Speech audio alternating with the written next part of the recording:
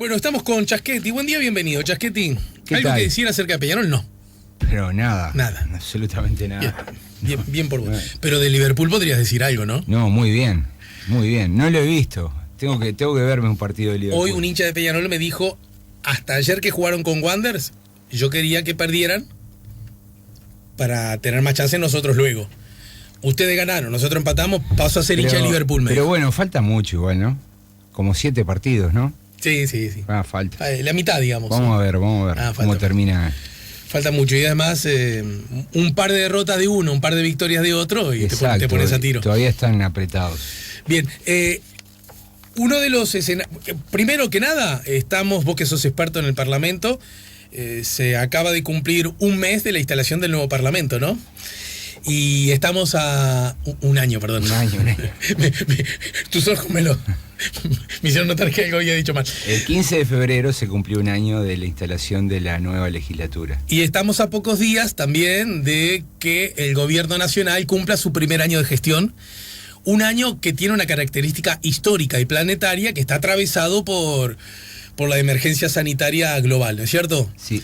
Y yo qué sé, hoy por ejemplo el título del Observador, título principal, efecto COVID, se perdieron casi 60.000 empleos y agrega, en el trimestre septiembre, para encontrar una caída tan pronunciada, a propósito del trimestre septiembre-noviembre, hay que remontarse a la crisis 2002 del 2,3%. O sea, sí. La importancia que ha tenido. Yo pensaba, viste, en las sorpresas que a veces da la vida, ¿no? Porque uno piensa que la calle Pou y su entorno, digamos, su grupo político, trabajaron del 2015 al 2020 de manera muy concentrada y eficiente para poder ganar la elección. Fue un trabajo lento, periódico, de acumulación, de muchas recorridas por el país, y siempre durante sus discursos, porque cuando uno hace análisis de coyuntura hay que ir registrando los discursos de todos los actores, ¿no? Y en sus discursos siempre estuvo como la idea de una corrección al modelo, ¿no? Una corrección al modelo que el Frente Amplio había impulsado. Desde luego esa corrección suponía innovaciones, pero la calle Pou se imaginaba, bueno, corrigiendo cifras macroeconómicas, haciendo algunos arreglos en la economía, pero lejos estaba de imaginarse este escenario con el que se encontró, ¿no? Hay una sorpresa mayúscula. Estoy seguro que la calle Pou se imaginaba una coalición con el Partido Colorado y el Partido Independiente como el socio más exótico, ¿no? De lo que había sido la tradición arrancada en los 90 de coaliciones entre los partidos tradicionales, y apareció Cabildo Abierto, ¿no? Que es un actor un poco imprevisible, con mucha autonomía y con unos objetivos no muy claros, pero que quedan bastante descubiertos cuando uno analiza su actuación, ¿no? Y con cantidad de votos suficientes que lo vuelven imprescindible, ¿no? Se transforma en un actor sustantivo para tomar decisiones, ¿no? Entonces, bueno, el gobierno de la calle Pou está haciendo algo muy distinto a lo que efectivamente la calle Pou y su entorno se imaginó. Primero porque, bueno, el 13 de marzo del 2020 arranca la pandemia. Cuando se anunciaron los primeros casos no teníamos muy en claro cuánto iba a durar, ni qué impacto iba a generar sobre la economía y sobre la sociedad. Exacto. Al poco tiempo se comenzó a trabajar con un horizonte de un año. Ahora estamos trabajando con un horizonte de 2 años, pero hay quienes dicen que, bueno, que los retrasos del mundo para la producción de vacunas y la aparición de nuevas cepas abren una incertidumbre muy grande. Primero porque para inmunizar a toda la población del mundo se van a necesitar un tercer año, y los países que no están entre los más ricos quedan a la cola, ¿no? Uruguay es uno de ellos, y además, bueno, por otras razones de que el gobierno empezó a negociar tarde, pero lo cierto es que, bueno, que que los países de América Latina van a quedar a la cola. Los que tienen vacunas, lo que han vacunado muy poco, salvo Chile, el resto ha vacunado poco. Entonces, de todas maneras, dato objetivo, en esa, digamos, la fila de los que están a la cola, al día de hoy, Uruguay está a la cola de los que están a la cola, ¿no? Sí. Sí, bueno, está mal porque nos habíamos acostumbrado a ver Uruguay casi siempre a la vanguardia en muchísimas dimensiones, pero bueno, no sé, yo qué sé, Paraguay recibió 4.000 vacunas y tiene 10 millones de habitantes. No es nada. Venezuela tiene 20 millones de habitantes, no, 20 no, tiene más de 20, no recuerdo con exactitud, 28 creo, recibió 100.000 dosis, o sea, eso da para vacunar a 50.000 personas, es decir, igual yo creo que tener vacunas en ese volumen y no tener es lo mismo. Bien. ¿Tá? Alguien podrá decir, bueno, por lo menos estamos vacunando al personal sanitario, es verdad, ese es un buen punto, pero en realidad, desde el punto de vista del objetivo, que es inmunizar a la población, esto va a llevar tiempo. Entonces, cuando pensamos en el gobierno, bueno, vamos a ver que la pandemia se va a comer más de la mitad del mandato de este presidente, de este gobierno y de esta coalición. De todas maneras, Uruguay, no es que quiera insistir como punto, porque además coincido, lo que yo señalaba era un dato objetivo sin discusión. Uruguay es el único, Cuba tampoco, pero en América del Sur es el único que todavía no dio una vacuna, ¿no es cierto? Eso es objetivo. Cierto. Después, qué tan serio, qué tan importante, eso puede ser discutido.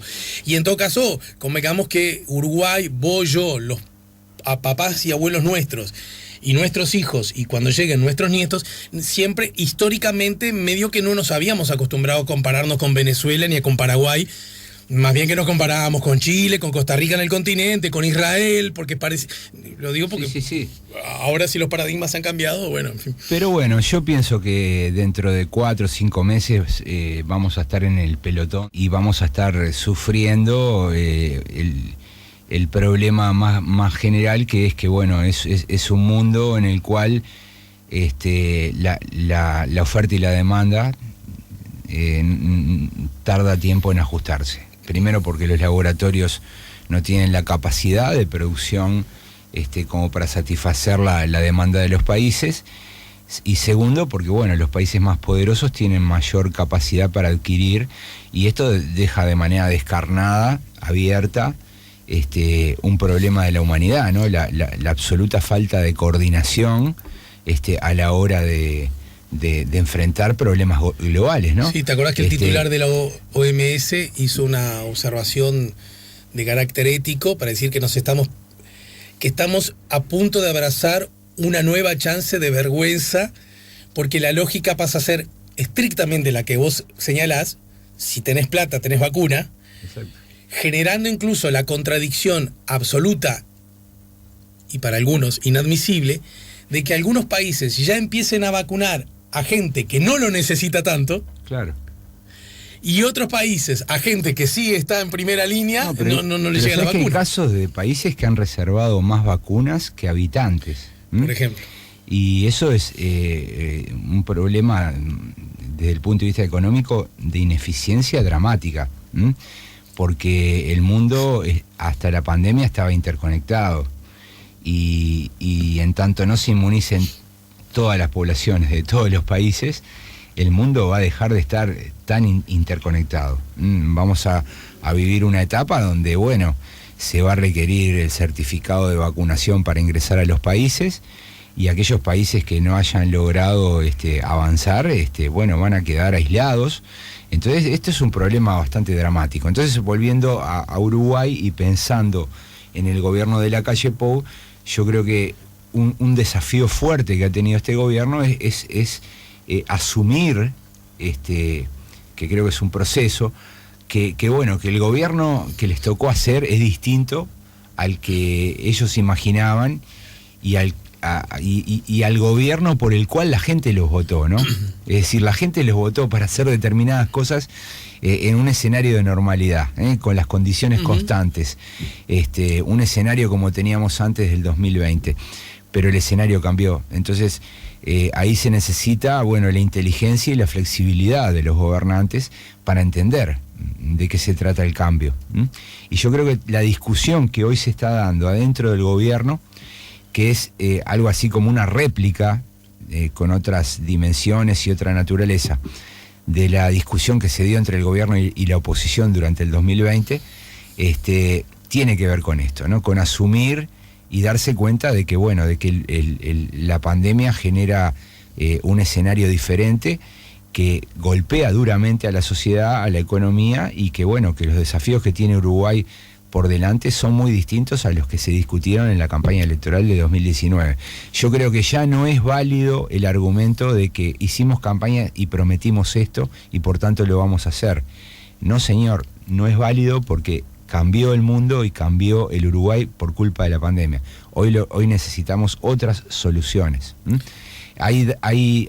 Vos hoy hablabas de los desocupados, de la pérdida de empleo, pero si miramos las cifras de pobreza que todavía no se han divulgado, pero que ya hay estudios independientes, académicos, que se están realizando con datos de encuesta de hogares, y se hacen simulaciones, y se estima que por lo menos 4 puntos de la pobreza, la pobreza va a aumentar por lo menos 4 puntos en Uruguay. Eso es un retraso terrible, ¿no? El mayor retraso en 20 años o en 15 años. Entonces, las políticas que el gobierno y el Estado tiene que planificar y prever para los próximos años van a tener que estar centradas necesariamente en atender esos problemas, ¿no? Bien, vamos a una breve pausa y nos quedamos justamente en esta baldosa. Si tenemos en cuenta que el escenario no del Uruguay, del planeta, porque sí, creo que sin antecedentes en la historia de la humanidad, que algo haya incidido tanto a la vez a todos, ¿no es cierto? Tal vez la crisis del 29, pero la crisis Quizás, del 29 fue una crisis en cadena y llevó todo un periodo de tiempo. Arrancó en el 29, pero por ejemplo a Uruguay le pegó más tarde. Así es. Pero esto es un impacto global y en un tiempo muy corto, ¿no? Entonces la caída de la economía, hoy el mundo es más pobre. Ese es el gran argumento que derrumba las teorías conspirativas, ¿no? Nadie gana con esto. En este contexto, luego de la pausa, entonces, ¿cómo debe verse esta aparente nueva conducta que los socios principales del gobierno están teniendo públicamente al anunciar propuestas, al anunciar cambios y también rumbos, porque alguna de las cosas es variar el rumbo, ¿no es cierto? Sí. ¿Y en qué medida eso puede explicarse? Por lo que vos decías primero, lo que pasa es que arrancamos con una idea, pero el mundo cambió, por lo tanto mantener la idea es equivocado. ¿Por qué el gobierno necesitaría de eso cuando es obvio que todos estamos en el mismo mundo y todos estamos viendo lo mismo? ¿Por qué necesitaría que los socios le digan, mirá que ahora hay pozos en la ruta? Y tercero, ¿en qué medida esto que están planteando los socios, que a su vez tienen matices, Cabildo y el Partido Colorado, se parecen o se alejan a lo que casi desde hace un año atrás está proponiendo el Frente Amplio, ¿no? Exacto. ¿Lo vemos luego de la pausa? Vale. Estamos con Daniel Chaschetti, estamos poniendo la mañana en camino. Estamos conversando con Daniel Chaschetti acá en el 98.7. Algunos mensajes han llegado. Dice, quizás el daño más grave no se ve aún, y es que esta crisis aceleró la automatización en la industria. Eso va desplazando mano de obra no calificada, ocasionando más pobreza. Ale, objetivo y lamentable, el gobierno se preocupó de la macroeconomía y no de la salud de la gente y sus problemas. Lamentable, sin pretextos, estuvimos con la ventaja de ver que se nos venía la pandemia. Esto lo dice Lucas de Villa Española. Hola, entendemos lo de la pandemia, lo malo son las señales, 1.200 pesos de ayuda, las subas de impuestos y la rebaja indirecta de sueldos con los cambios en el uso de las tarjetas de débito, crédito o la suba de sueldo de un 4% en una inflación de 9%. Buen día para todos. la gran duda política que tengo es cómo hacen los partidos para acumular tanta gente en las listas y por qué hay después de las elecciones un montón de gente figuretti en la tele contestando preguntas políticas que los televidentes ni nos enteramos que dichas personas fueran políticas. Esto lo dice políticos y políticas, esto lo dice Gladys de Shangri-La. A todo esto entonces, Daniel Chaschetti quedó arriba de la mesa. Bueno, ¿por qué ahora se advierten estas explícitas diferencias, variantes, cambios de los socios del gobierno, inspirados por estos datos que arroja, digamos, la crisis económica fuertemente impulsada por la pandemia? Miradas políticas e históricas distintas que, bueno, tienen derecho a salir en algún momento, o, bueno, la cosa no viene tan bien, yo soy socio, pero no te olvides que soy socio y competidor. ¿Por dónde encontramos las razones? La pregunta es buenísima y yo me la vengo haciendo desde hace varios días, porque en el mes de noviembre, estos tres partidos, Cabildo Abierto, Partido Color y Partido Independiente, le votó el presupuesto al gobierno. Y se le votó defendiendo el concepto de gasto público que sostiene el equipo económico. Claro, no me hablas de 6 meses atrás, eso me estás diciendo. No, claro, es ahora ayer, nomás. porque después vino enero y aparece ahora este reclamo, lo cual para mi gusto es como una suerte de contradicción, ¿no? Haber votado ese presupuesto que en cierto modo legitima la política de austeridad del equipo económico, y bueno, la aparición de estos reclamos podrían haber aparecido durante la discusión presupuestal y no aparecieron después. Esto indica que, bueno, que en realidad lo que está ocurriendo es que hay un problema estructural que tiene que ver con que, bueno, la situación social se está deteriorando y no es lo mismo en marzo, no es lo mismo en junio, en octubre, que ahora en enero. O sea, el deterioro aumenta, ¿no? En junio teníamos 100.000 personas en el seguro de desempleo. Hoy tenemos 70.000. Y esas son familias que tienen que vivir con menos dinero y sobre todo tienen que vivir con la incertidumbre sobre lo que va a pasar con sus vidas en el futuro. Eso va cambiando el clima. Eso va generando lentamente un mal humor social. Sí, ahí no estamos contando las que ni siquiera tienen la herramienta del seguro de desempleo, ¿no? Ahí hay un 23% de la población que es la población informal que sobrevive con el día a día, ¿no? Y que ese sector social recibió ayudas durante la pandemia. Pero ahí la discusión es si las ayudas que recibieron fueron suficientes o no. Esa es la discusión entre el gobierno y el Frente Amplio. El Frente Amplio proponía el salario, la renta básica para esos sectores por 3 meses. Pero bueno, ahora en estas propuestas están entrando otros sectores, ¿no? Están entrando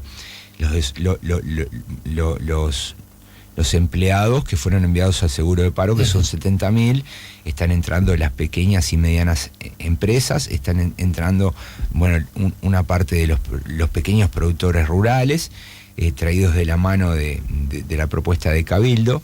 Entonces, esto nos está hablando de que, bueno, de que esa gente que está empezando a pasar mal por la acumulación de tiempo de la crisis, no son votantes solo de la oposición, son votantes también de los partidos de gobierno. Porque además... Entonces, yo creo que ahí, en las propuestas de Cabildo, del Partido Independiente y del Partido Colorado, también hay una respuesta a sus votantes.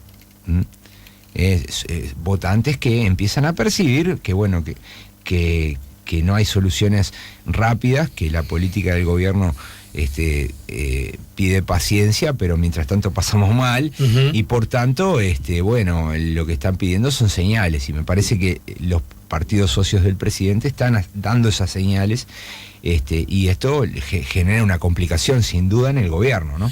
Ahora, yo dos cosas a propósito de ese asunto que creo que a veces las subestimamos, los economistas quizás nos puedan ayudar un poco más, y es, supongamos que una familia, porque uno de sus integrantes, en muchos casos 2, y a veces ninguno, pero bueno, esas son más excepcionales, tienen el respaldo dentro de la mala noticia, que es un respaldo que el Estado históricamente ha dado, que es el seguro de desempleo, ¿verdad? Sí.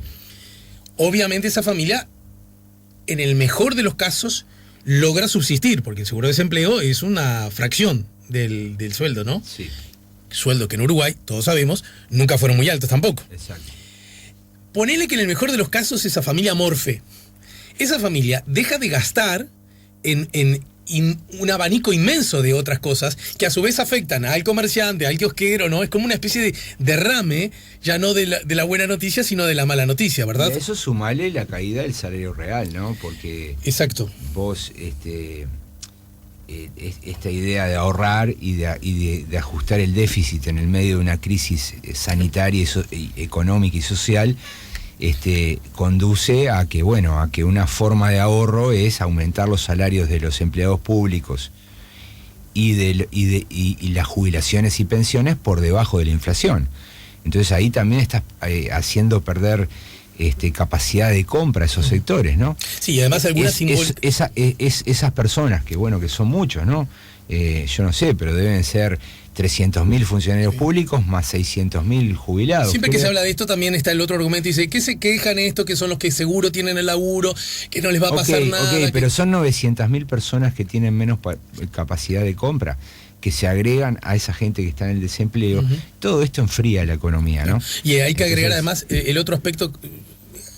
Vos lo has hablado muchas veces como buen estudioso del Parlamento también, y de la fragilidad que las instituciones, aunque hace muchas décadas que existen, las fragilidades de las instituciones democráticas son como inherentes a su condición, ¿no?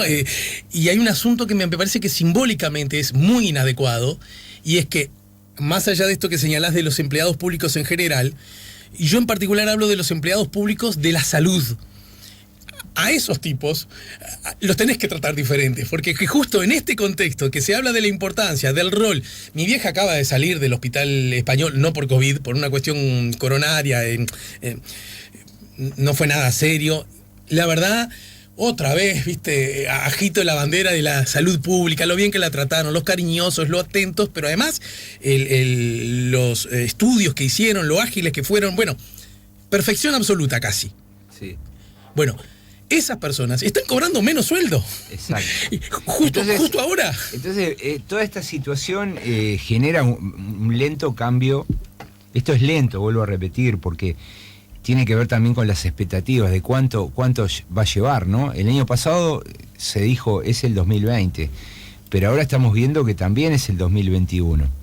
En el gobierno hay un convencimiento de que esto se termina este año.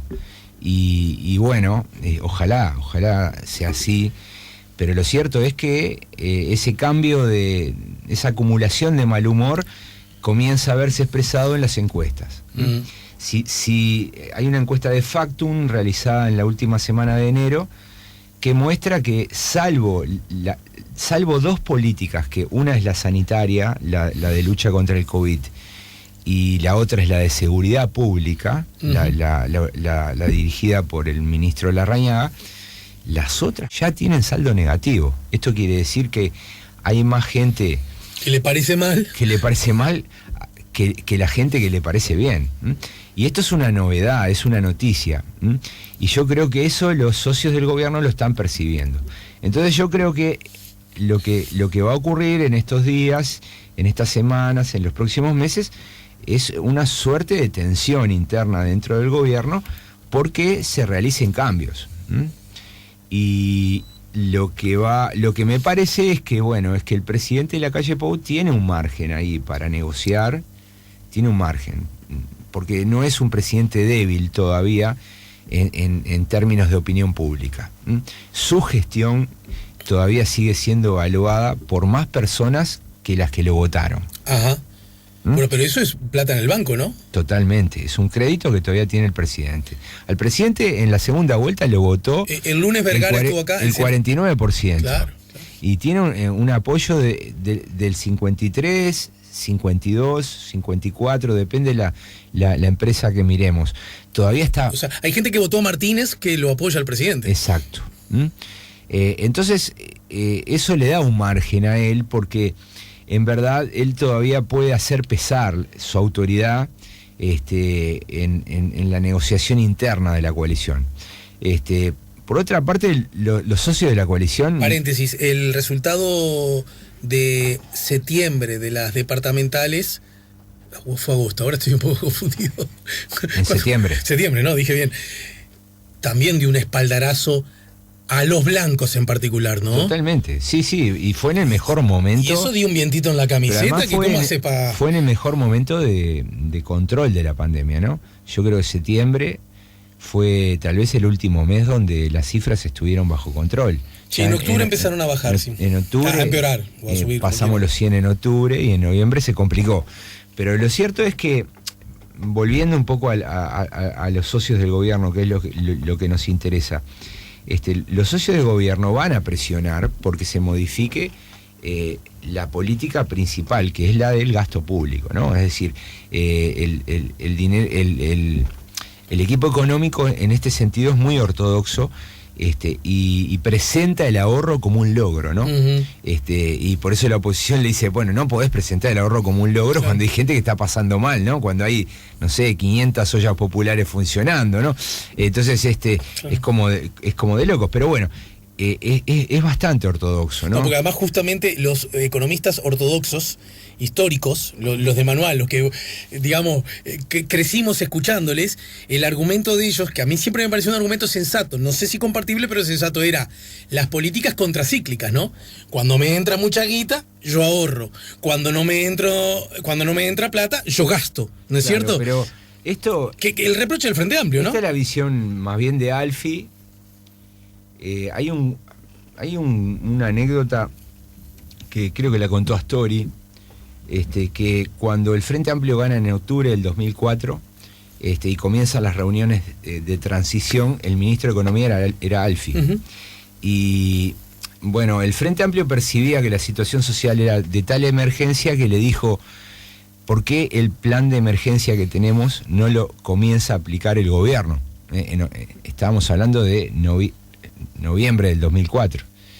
Y Alfi y Jorge Valle se negaron porque querían entregar el país con un superávit, ¿no? Con los números. Entonces se tardó 5 meses, se perdieron 5 meses en implementar el plan de emergencia. ¿Te acordás que salió $200 millones? Sí. Parece que fuera ayer, pero pasó hace 15 años. Y la creación del MIDES. Votado por unanimidad, ¿no es cierto? Votado por unanimidad por todos los partidos, pero que bueno, en ese momento... ¿Por qué no arrancaste antes? Claro, la visión sobre cómo debe funcionar la economía, y por eso no dudo en calificar como una visión ortodoxa, ¿no? Claro, pero la ortodoxia, justamente, si es la de manual, y según lo que aprendí, pero que aprendí muy poco, mucho más al lado de estos capos, es que precisamente cuando viene el viento en contra, hasta los ortodoxos dice, bueno, es el momento entonces que es el momento que el Estado gaste, es el momento, y no otro. Sí. Pero bueno, el argumento que tiene el equipo económico, y en eso tiene razón, tampoco tiene un colchón. La forma de encarar esto es con más déficit y con endeudamiento. Y bueno, pero Sanguinetti dijo, hay espacio para endeudarse, hasta el propio Sanguinetti. A ver, el mundo, eso el FMI está pidiendo que lo dice la oposición, lo dice el FMI, ahora lo dice Manini. Manini habló de 2 puntos del producto, aumentar el déficit fiscal 2 puntos, y que Uruguay no iba a tener problemas. Porque están empezando a mirar que el mundo, hoy el promedio de déficit fiscal está más cerca del 10 que del 5, ¿no? Vergara acá se manifestó alejado de la propuesta de Cabildo en el sentido de que era aumentar demasiado el déficit, que él entendía que eso era imprudente. Vergara lo dijo el lunes acá, conversando, sentado donde estás tú, y sin embargo dijo que que el planteamiento que hace el Partido Colorado es más cercano al del Frente Amplio. Y ahora te lo pregunto a vos, ¿y en qué se diferencian en general esos planteos de los que viene haciendo la oposición desde abril del año pasado? Yo creo que lo primero es que el planteo de la oposición está muy centrado en los sectores más vulnerables, en los que están en la informalidad. En el planteo del Partido Independiente y del Partido Colorado hay mucho más atención por los sectores digamos de pequeñas y medianas empresas, por un tejido social que bueno, supongo que desde el gobierno están recibiendo mucha presión, ¿no? Los pequeños comerciantes, pero yo creo que los planteos están bastante cerca. Yo diría que los 3 socios del gobierno están más cerca del Frente Amplio en este tema del gasto público que de el presidente y el equipo económico. Pues fue muy interesante cuando Sanguinetti hizo el planteo explícito, después en una improvisada rueda de prensa, él dijo, de inmediato, con la misma claridad con la que le planteó esto al gobierno, en el entendido de tender la mano, de que estamos en el mismo asunto, por supuesto, con la misma intensidad y claridad dijo, esto no se parece en nada a lo del Frente Amplio, porque acá hay un asunto que también hay que medir. Está bien que los votantes de pronto tus votantes te dicen, che, no la estoy pasando bien, y vos me prometiste otra cosa. Pero también es cierto que buena parte de esos votantes tienen como una especie de ¿cómo se llaman estas enfermedades cuando te viene la piel? Como una especie de urticaria.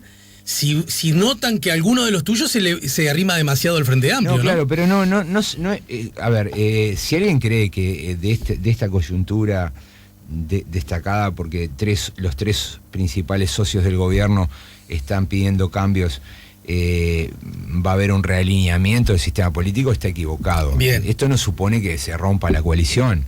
Lo que sí supone es que, bueno, es que el presidente va a estar tensionado. Va a tener de un lado al equipo económico, manteniendo la política económica, la política de ahorro, y del otro lado a sus socios que tienen un poder de veto fuerte, porque sin ellos no se puede pasar legislación ni se pueden aprobar reformas en el Parlamento. Entonces, esa disputa es muy interesante. Cabildo ya hizo una prueba con la forestación, ¿no? Cabildo ya ha dado muestras de cortarse solo, puede seguir haciéndolo. Yo creo que el Partido Colorado es un actor mucho más leal y bueno... Bueno, Sanguinetti, viste que habló de la lealtad varias veces, ¿no? Totalmente. Y el Partido Independiente, bueno, tiene un solo diputado, no es relevante a la hora de tomar decisiones en el Parlamento. A ver, el gobierno puede gobernar administrando cosas, ¿no? Recortando, achicando acá, pero si quiere hacer grandes reformas tiene que pasar por el Parlamento, ¿no? Por ejemplo, hay una agenda del Poder Ejecutivo que está centrado, por ejemplo, en la ley de medios, en el tema del combustible. Hay un conjunto de iniciativas para este año. Bueno, la reforma de la seguridad social, que es muy importante. Y para todo eso se necesitan los votos de estos partidos, ¿no? Sobre todo de Cabildo Abierto y del Partido Colorado. Entonces yo creo que ahí el Partido Colorado es un partido mucho más leal, pero bueno, la lealtad siempre tiene un límite, ¿no? Eso ha quedado demostrado a lo largo de la historia. Y bueno, yo creo que en algún momento tal vez la calle Pou, si la aprobación de su gobierno y de sus políticas sigue en descenso, tal vez él tenga que corregir para poder reforzar la cohesión de la coalición. Para terminar, la lealtad tiene un límite. El límite es calendario, quiero decir, en la medida que nos arrimemos a las próximas elecciones, o no, o depende de otras cosas. No necesariamente, porque cuando uno se pone a estudiar por qué se rompen en el mundo las coaliciones y en los sistemas presidenciales en particular, una razón es el calendario, el mandato fijo. Hay una elección preestablecida, a diferencia del mundo parlamentarista donde las elecciones no están preestablecidas, son móviles y tienen que ver con los ciclos políticos.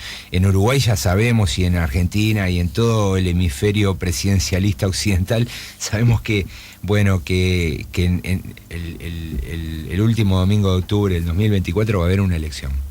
Ya lo sabemos, y todo el mundo trabaja con esa referencia. Entonces uno podría pensar, bueno, probablemente la coalición en el último año se desarme sin mucha estridencia para competir.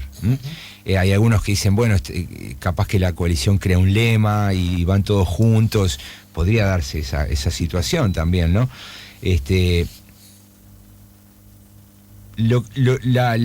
Digamos que la hipótesis más fuerte para explicar ruptura de coaliciones es la aparición de crisis económicas, crisis mal resueltas por el gobierno, descenso de la popularidad y, bueno, huida a toda velocidad de los socios. Eso es Uruguay 2002. Y en ese, claro. Eso exacto. es Uruguay del 2002, la ruptura con el Partido Nacional, 3 meses después del momento más dramático que fue. Decís, acelerada por esos acontecimientos. El reemplazo del ministro, el feriado bancario. En octubre el Partido Nacional se va. Bueno, reemplazo del ministro provocado por el propio socio, ¿no? Bueno, sí, está bien, pero lo estructural es que, bueno, es que la coalición era muy afín, era muy armónica, tenían un programa común, podría haber seguido adelante, pero vino una crisis económica muy dramática que se transformó en una crisis social, una crisis sin precedentes en Uruguay, y bueno, se rompió. Y uno podría decir, bueno, en condiciones normales, esta coalición de la calle Pou debería durar como hasta el 4º año, ¿no? Pero bueno, capaz que un evento mal resuelto podría ser la pandemia. Yo creo que hoy por hoy hay más chances de que se resuelva bien, de que se resuelva mal. Pero, digamos, un escenario hipotético de que se resuelva mal la pandemia. Cuando hablo de que se resuelva mal, me refiero a que, bueno, a que tardemos 2 años más en vacunar a todo el mundo, que se siga muriendo la gente, que tengamos un crecimiento exponencial del contagio. Que le pase eso al Uruguay y que ya no le pase al resto del mundo, porque claro, si le pasa a todo el mundo... Exacto. Entonces, un escenario de ese tipo, bueno, podría ser un evento externo que choca de frente contra la estructura de la coalición y que, bueno, algunos actores sacan cálculos y dicen, no, mejor me voy de este barco porque no me quiero hundir con él. Y es un poco la historia de las coaliciones, ¿no? Yo diría que es muy difícil aventurar hoy una fecha. Por el momento creo que estas tensiones y estos problemas sobre el nivel del gasto público no son suficientes como para resquebrajar algo que me parece que está bastante sólido, ¿no? En todo caso puede contar con otra moneda el gobierno. Mirá qué paradoja. El recurso contra la ley de caducidad. Quiero decir, en la medida que no se recojan las firmas suficientes. Claro, sí. ¿Por qué digo paradojo? Porque fue una iniciativa de la oposición, ¿no? También ahí está la política, ¿no? Porque, a ver, a veces tenemos la tendencia a pensar mecánicamente o en forma determinística. La política sorprende, ¿no? Y permite a los actores generar escenarios, construir nuevas formas de ver las cosas, ¿no? Y hay espacio para la creatividad, decís totalmente. Y bueno, por ejemplo, un fracaso en la recolección de las firmas puede ser un balón de oxígeno para la coalición, para el gobierno, si está mal. Así como lo es, por ejemplo, esta estrategia que se viene desarrollando de tomar cosas de la gestión del Frente Amplio y tirarlas en la opinión pública, ¿no? Que es sistemático, ¿no? Ahora apareció lo de la venta de la casa de Punta del Este, están preguntando dónde fueron esos $2 millones, o aparece, bueno, el juicio de Pluna. Todo eso permite construir escenarios y es parte del arte de la política, ¿no? Y yo creo que en el gobierno hay bastante sabiduría acumulada y bueno, y unos publicistas muy buenos, ¿no? Bien. Interesante lo que me dijo Vergara a propósito de ese tema. Ojo que una cosa es no llegar a 30.000 firmas y otra cosa es no llegar a 200.000 firmas, ¿no? Bueno, ahí hay múltiples interpretaciones. Se puede fracasar juntando... la última vez que alguien salió a juntar el 25% del padrón fue el plebiscito contra la ley de riego. Y según los organizadores, ellos juntaron 285.000 firmas que nunca fueron presentadas. Claro, porque hay que creer o reventar, pero bueno, ellos declararon eso. No es lo mismo juntar 280.000 que juntar 500.000. O sea, hay formas y formas de perder, digamos, ¿no? Eso mismo. Y creo que Vergara se debe estar refiriendo a eso, ¿no? Sí. Bueno, hay que ver cuántas firmas juntan, si llegan o no llegan. Por ahora el ritmo que tienen es bueno. Bien. Gracias, Daniel Giaschetti, muchas gracias y nos reencontramos más temprano que tarde. Dale. Si buscas un portón automático para tu casa o para la oficina, asegúrate que sea fuerte, que sea seguro, que sea práctico, que sea un SEA. Porque solo un portón SEA te asegura el mayor respaldo técnico, un service propio en todo el país y la garantía de todos sus productos. Ingresa en seaportones.uy o llama al 2601-2611. Si vas a elegir un portón, que sea un SEA.